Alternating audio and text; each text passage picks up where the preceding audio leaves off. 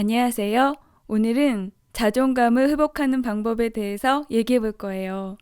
자존감을 회복하는 방법이면서 불안감을 없애는 방법이기도 해요. 그리고 내면의 아름다움을 가꾸는 준비 단계라고도 볼 수 있어요. 제가 예전에 자존감 회복하는 방법에 대한 영상을 올린 적이 있어요. 그건 1단계였는데 1단계는 1초면 가능하거든요. 내 안의 독설가에게 shut up 이라고 외치면 뜻밖의 쉽게 사라졌어요.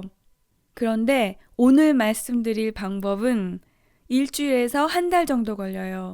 그리고 처음에는 오히려 더 악화되다가 좀 시간이 지나면서 회복을 하는데 이번에 회복을 하면 아마 다시는 자존감이 내려갈 일이 없을 거예요.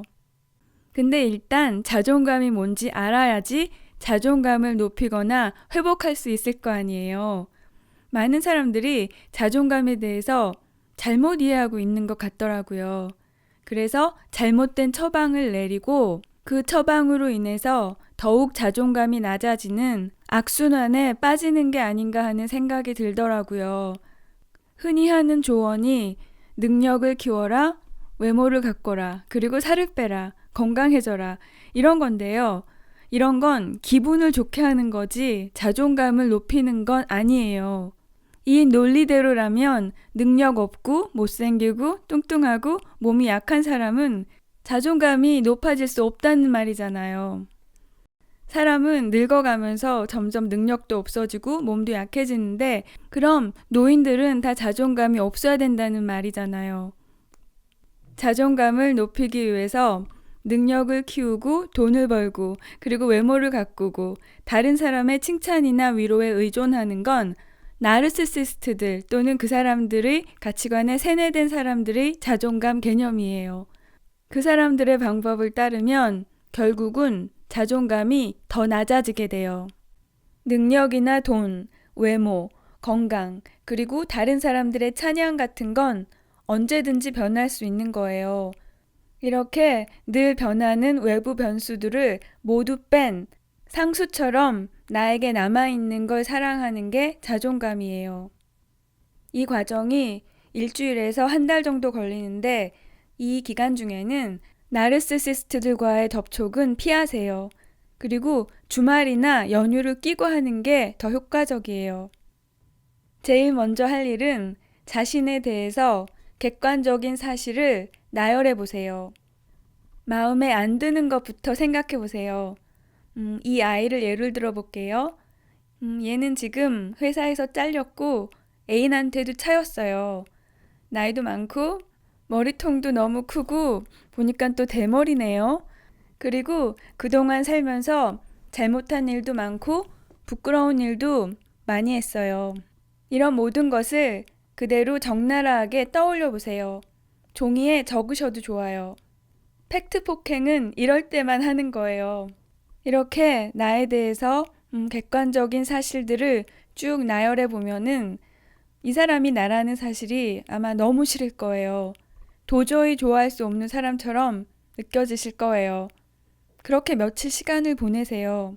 이게 나야? 라는 충격이 어느 정도 가신다면 그때 다시 객관화시킨 자신을 바라보세요.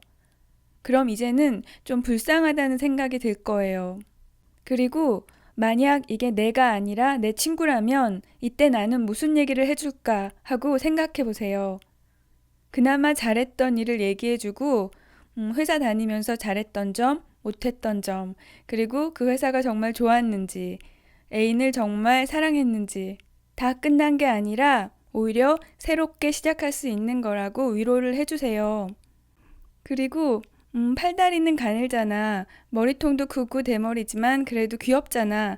이렇게 친구를 위로해 주듯이 얘기를 하다 보면은 자신을 조금 더 객관적으로 바라볼 수 있을 거예요. 친구가 이런 상황일 때 위로를 해주는 것처럼 자신을 불쌍하게 생각하고 위로를 해주세요. 그리고 자신을 용서하세요. 사람은 실수도 하고 이기적일 수 있어요. 그래서 지금 생각해보면 잘못된 일, 부끄러운 일을 할 수 있어요. 자신이 겪었던 어떤 상황 또는 자신이 한 일에 대해서 수치심을 느끼기 때문에 자기 자신이 존중받지 못할 존재라고 생각을 하게 돼서 자존감이 없는 거예요. 이런 것들로 자신을 그동안 너무 가혹하게 벌주고 있었던 거예요. 이제는 자기 자신을 용서하세요. 과거에 있었던 일 중에서 아직도 나를 괴롭히는 사건이 있다면 그 사건들을 모두 다시 방문해서 내가 했던 행동을 다 용서해 주세요. 이 감정을 처리하는데도 며칠이 걸려요. 그러면서 내 자신이 너무 불쌍하고 안쓰러워져서 나 아니면 누가 이런 나를 사랑하겠어 하는 생각이 들어요. 추위에 떨고 있는 길 잃은 강아지라고 생각해 보세요. 나 아니면 누가 얘를 키우겠어? 라는 마음으로 집에 데려와서 따뜻하게 보금자리를 만들어주는 마음으로 자신을 토닥거려 보세요. 이것도 며칠이 걸려요.